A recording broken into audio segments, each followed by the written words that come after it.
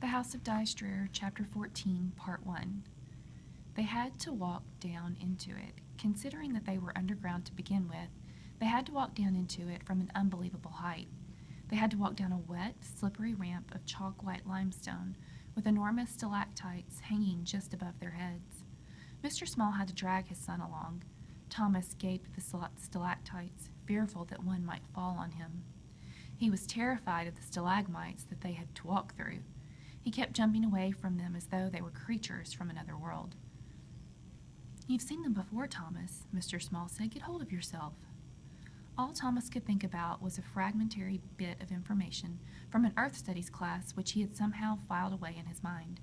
Stalagmite, a calcium carbonate deposit shaped like an icicle and formed by the dripping of percolating calcareous water. Stalagmite, dripping of percolating calcareous. But he could not connect the phrases with the monstrous forms around him. They stood like sentinels, guarding what had to be one of the most stupendous caverns anyone had ever seen. Only no one had ever seen it, thought Mr. Small. No one besides himself and Thomas, and Mr. Pluto and Pesty, who sat down there watching them come, waiting for them to get there and to get on with it. They took their time, Thomas and Mr. Small. The knowledge that all of it had remained down there for a century or more was almost more than Mr. Small's mind could take at one time. So it was that he literally carried Thomas forward, while at the same time trying to hold himself back. Once they had cleared the stalactites and stalagmites, Thomas and Mr. Small were well into the cavern. But they still had to go down. They had reached a place much like a rampart arch in a staircase. They could stand almost level. The limestone beneath their feet was completely dry. But they still had more of the ramp to walk to reach where Pluto sat, behind a massively constructed desk. "It's Renaissance," Mr. Small thought, staring at the desk. The desk was dark and elaborately veneered with fine woods, and it was decorated with the usual metal ornamentation of the period, although its decoration was far superior to anything Mr. Small had ever seen in a museum. "It has to be French Renaissance. Where the devil did old man Drear get hold of such an incredible work?" Mr. Pluto sat behind the desk with his profile toward them. He had propped one elbow on the desk, with the hand under his chin and the index finger extended to his cheek. A brown woolen throw covered his shoulders like a cloak of gloom. It wasn't so much that he watched Mr. Small and Thomas come slowly forward. It was more that he listened and dreaded for them to come. "There is no war," Thomas thought. "Mr. Pluto is the king." "The lord of the underworld," thought Mr. Small. "This is a dream, I tell you. It has to be." But it was no dream. Where the ramp became dry, the cavern grew warm. Mr. Small and Thomas felt it at once, and it was a dry heat. A uniform temperature, thought Mr. Small, a heat coming from the depths of the earth, just warm enough, dry enough for all this wealth to maintain itself. It's unbelievable. At the end of the ramp, Mr. Small and Thomas were in the midst of the cavern. Barrel-shaped, the cavern rolled up and up over them into an immense vaulted ceiling. Hanging on all sides were tapestries and Persian carpets reaching almost to the floor. There were row upon row of them, with colors that leaped and glowed in the light of torches grouped in the center of the cavern. Mr. Small recognized the carpets, a color, massing, and texture, and particularly fine dye tones that one could only find in museums. He could believe easily enough that an eccentric man such as Drear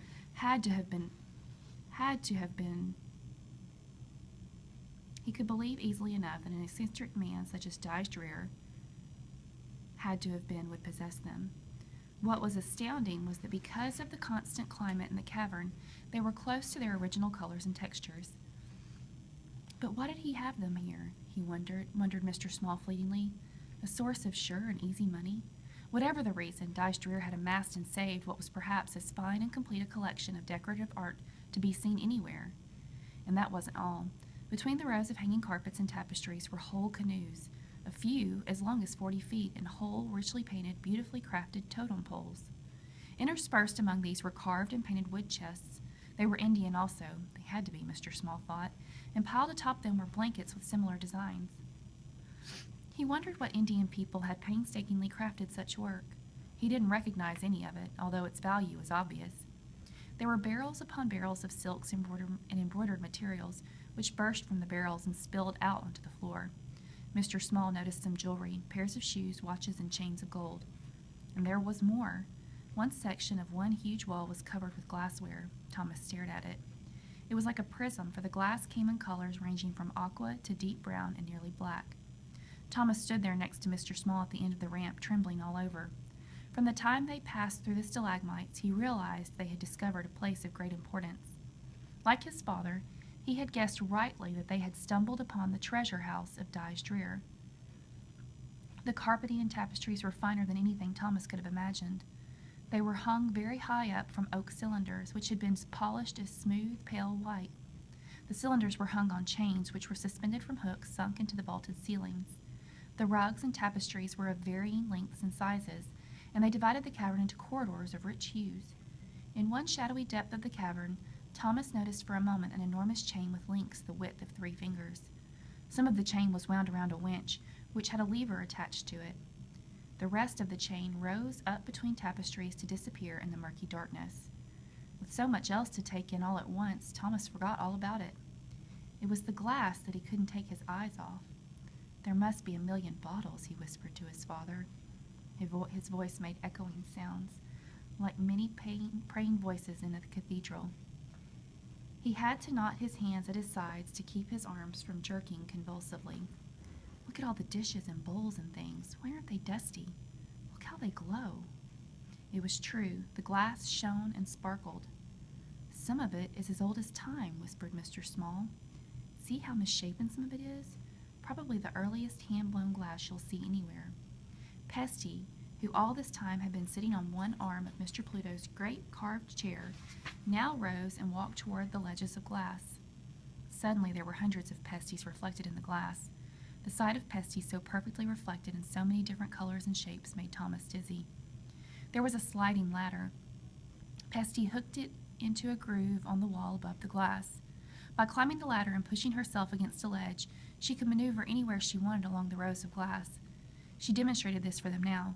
She had taken up a cloth and ever so carefully began to polish one thin-necked bottle. "Be careful," thought Mr. Small.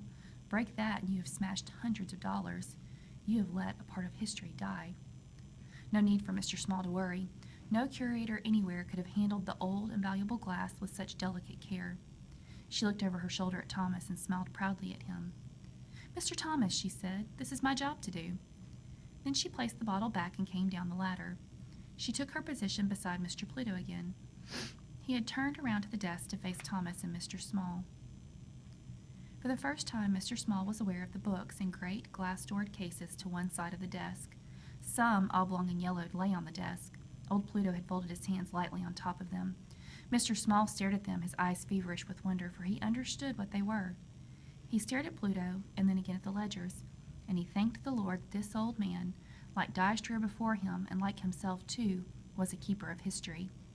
Gently, Mr. Pluto drew one of the ledgers close to him. "An accounting," he said softly, his voice no better than a cry. He looked worn out, too tired, Thomas thought, to have strength enough to mess up Mama's kitchen. "The day-by-day barter of black people," said Pluto. Sadly, he smiled. "They weren't Mr. Drear's accounts. Don't know where he got them, but they tell a tale or two. They show how mean folks had to be to buy and sell our people." He stared dumbly at Mr. Small for a moment. Then he said, "I'm awful sorry I didn't stop to speak with your wife at church this day, but I felt so low there for a while. Felt just like I was going to lay myself down and not get up. I've been sick, you see." "Yes, yes." Vaguely, Pluto looked around him. His old mind seemed to shift to something else. "I see you found us. I knew. Oh, yes. I knew you would when you first come over to see that house. I knew I hadn't long. All these many years, no one. And then Pesty. Old little Miss B." He laughed and folded the child in his shawl. "Ain't it funny, though, of all people you can trust a child? Never knew I could until one day she followed me in here. I didn't know she had until I saw her perched upon that ladder.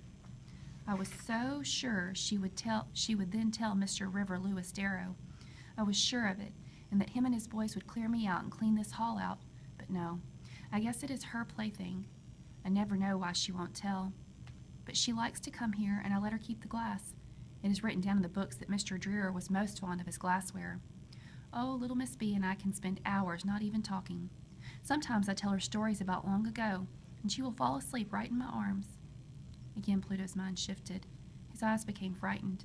He clutched at the ledgers on the desk. Pesty rubbed her head against his shoulder and put her hands upon his hands until he had calmed. They think because you're old they can walk in and take over, Pluto said. Isn't that right? They come around a-howlin' and pretend they're the ghosts, but they don't know, do you see? Little Miss B knows, don't you, my babe? The child nodded. Yes, said Pluto. Some night them Darrows forgets about me, but there will still be signs of the old man and the slaves. I've seen him. I've seen them.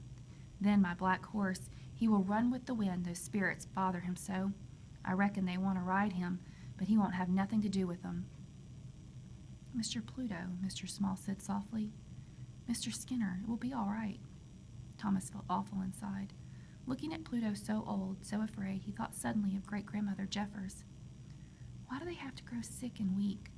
Why must it end like that for them? He was filled with sadness. It was evil of him to have thought such a tired old man could be the devil. He could no longer see Pluto as king, and there was a war, but it was Pluto's with himself.